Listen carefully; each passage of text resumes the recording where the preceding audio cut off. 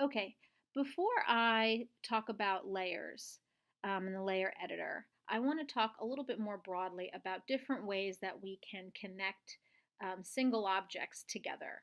And you can kind of do this in three different ways. You can create hierarchies, you can create groups of objects, or you can create objects on layers. And so let me start by making a couple different primitive objects here. Okay, so I'm going to have three spheres. And let me make next some cubes, three different cubes. And maybe three cones.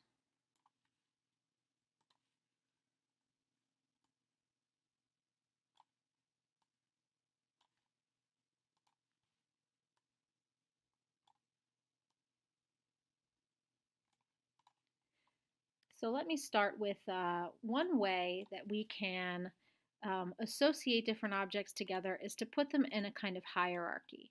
And a hierarchy is always, the relationship is described as a parent-child relationship. So to give you an understanding of this, there's two different ways we can do it. We can go under Edit and Parent down here. And you remember if I select multiple objects, there's always one that kind of highlights in green. And so whichever I highlight first, let's see, the order in which I highlight or select, excuse me, the order in which I select my objects is going to determine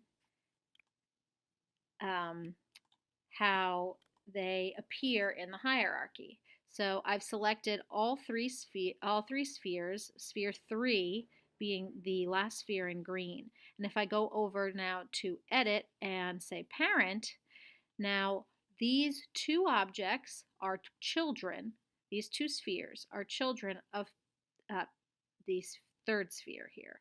And I can see this in my outliner, that P sphere 3 now is P sphere 1 and 2 have kind of disappeared from the outline, and now I just have P sphere 3.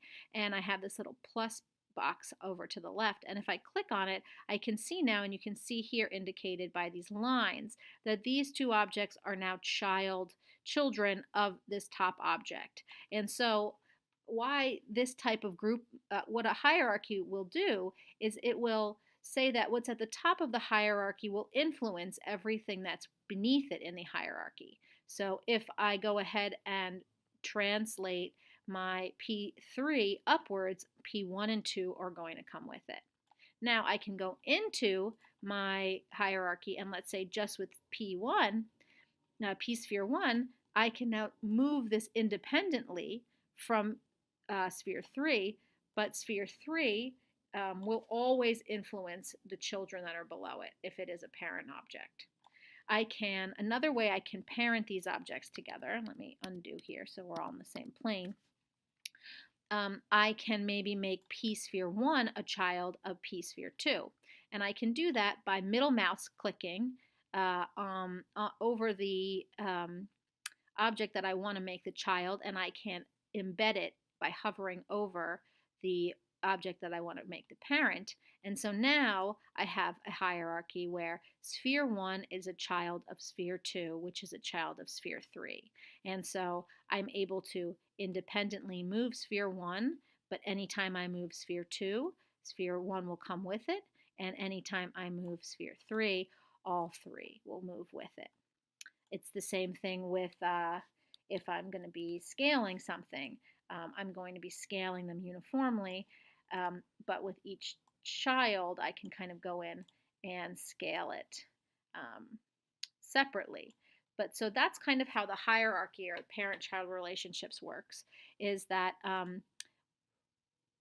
it's a group of objects, but the way that they influence each other is based off of what is at the top of the hierarchy and how those other objects beneath it as children are connected to it.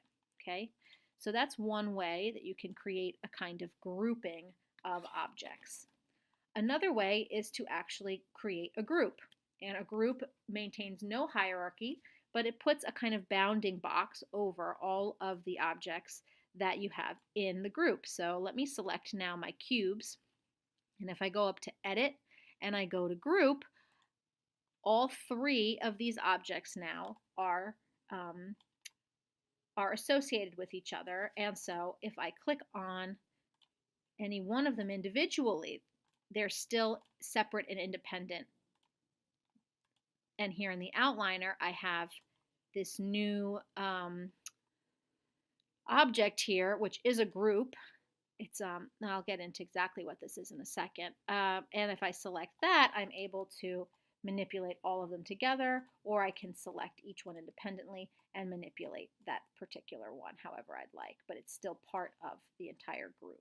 And so a group is actually creating a kind of null object. It's creating a kind of bounding box around these objects that is an invisible kind of object that influences everything below it. And you can see it here with this type of transform icon that is next to the name group 1 in our outliner. Okay, so this is basically an empty transform node that if I toggle this plus sign open, I can see that that there is a hierarchy in that this empty invisible transform node, which is kind of an invisible bounding box, is the parent of these 3 cubes, which are all children. But it's not that a single one of these objects is the parent. This invisible bounding box called group 1 is the parent. And so I can manipulate this entire group, or I can go in and all of these 3 are on an equal level when it comes to a type of hierarchy that's existing here in this group. And then another way, and this is now getting into kind of layers, is if I put objects using my layer editor here on a particular layer. And so I'm going to, you can create layers in 2 different ways. If I go to layers here, I can either create an empty layer or I can create a layer from selected. So I don't have anything selected. I'm just going to create an empty layer. And now here I have this layer 1 has popped up here in my layer editor.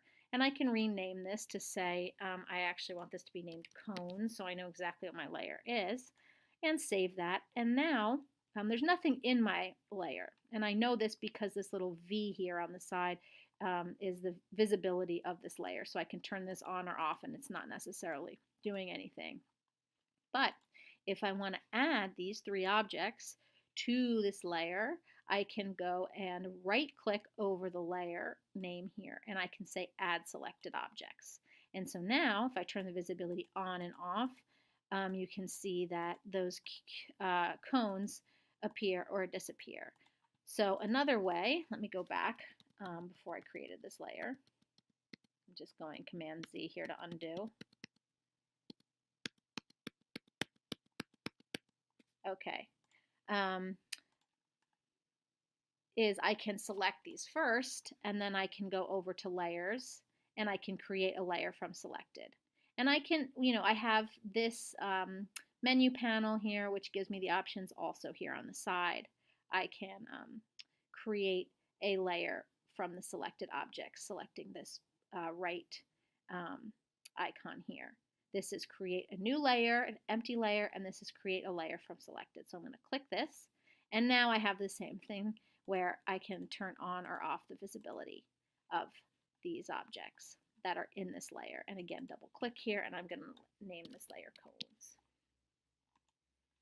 So what is great about using layers is that apart from kind of being able to group, so now, okay, let me go back a little bit. You can see in the outliner here that nothing has been done. There's been no hierarchy established for these objects. They're just existing together in a separate kind of function here in the layers layer editor. So for example, I'm able to also like select this group, my cubes, and put these also in a layer. So let me create a new layer from selected and now call this cubes.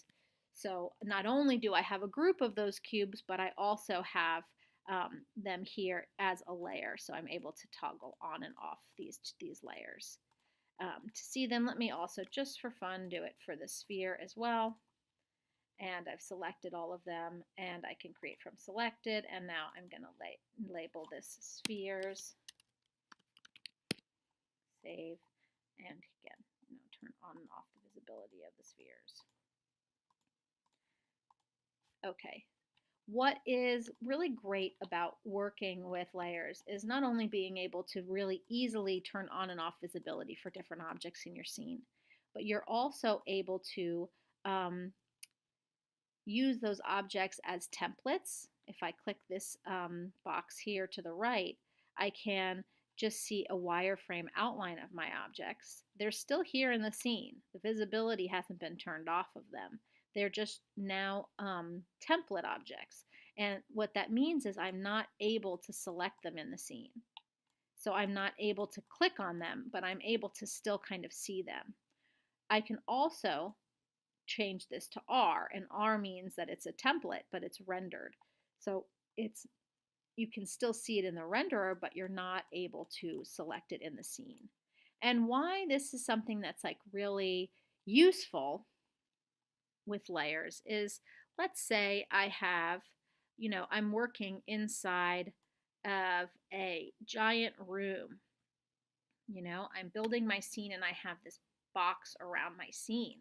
And I want to be able to like select objects, but I don't want to select my the exterior. I just want to select the objects that are in the interior.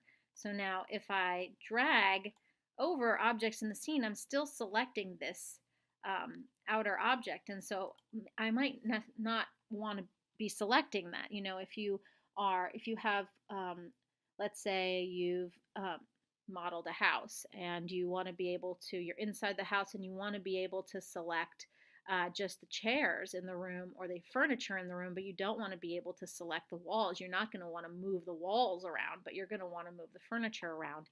What you can do is, let me create a layer here. I'm going to name this layer walls. And if I turn this to, let's say, render view, now I'm able to shift select objects in the scene without selecting that the background, let's say, or the walls of my scene, the exterior kind of shape which is surrounding these interior shapes. So these are a couple different ways that you can kind of group or contain objects together, parenting, grouping, or using layers. I'm going to go ahead and delete this last cube because I don't necessarily need it. And I want to talk a little bit about the attribute editor.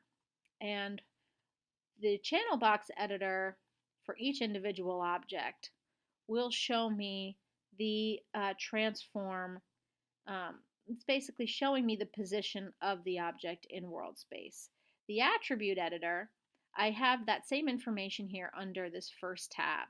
So it's giving me all of the attributes of this object within this space.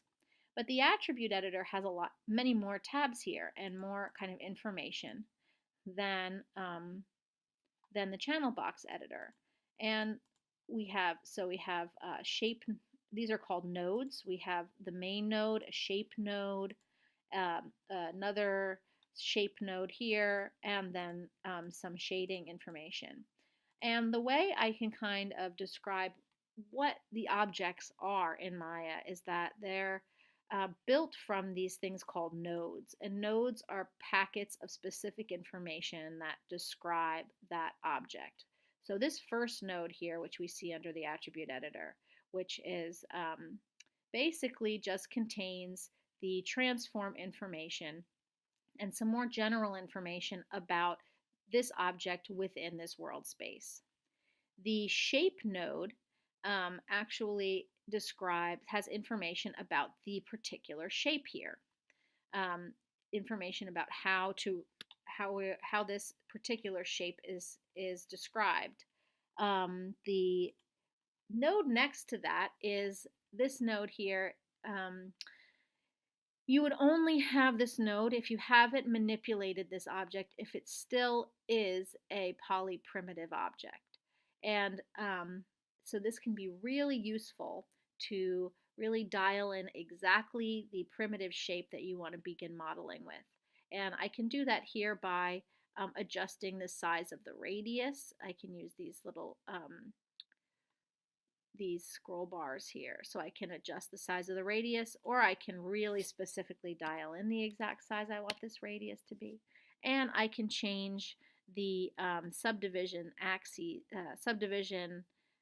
how many times this sphere is divided by changing these subdivisions. Okay, and so we can see actually that a sphere is not necessarily a round object in a polygonal object as a polygonal object, which we'll get into a little bit later. It's actually created from facets, and it gives the kind of illusion of being spherical or being made from curves. But actually, and we'll get into the difference here a little bit later between different types of objects you can create, but you'll see that actually the sphere is a faceted um, object made from um, flat lines and flat rectangular planes. Okay. And then, so this goes away. The minute I manipulate this object by changing not necessarily its overall object form, but if I go in and change some of the components of it, then this node is no longer accessible. So this is something that you have accessible to change particulars about this primitive shape in this polysphere node.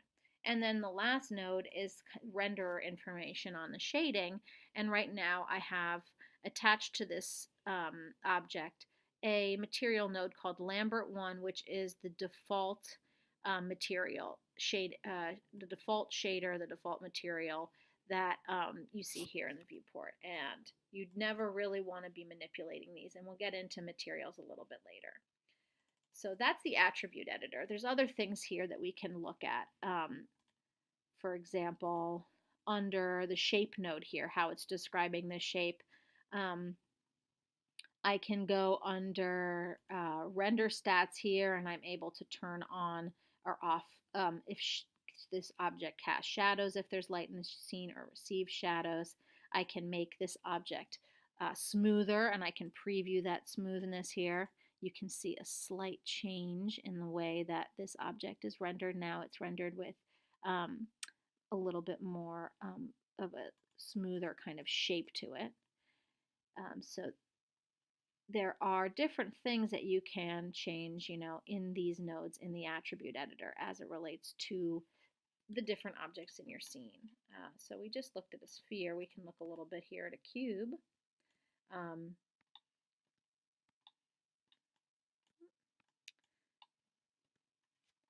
And the cube has some of the same kind of information, a little bit different, where you would be changing not the radius, but the width, the height, and the depth of this object.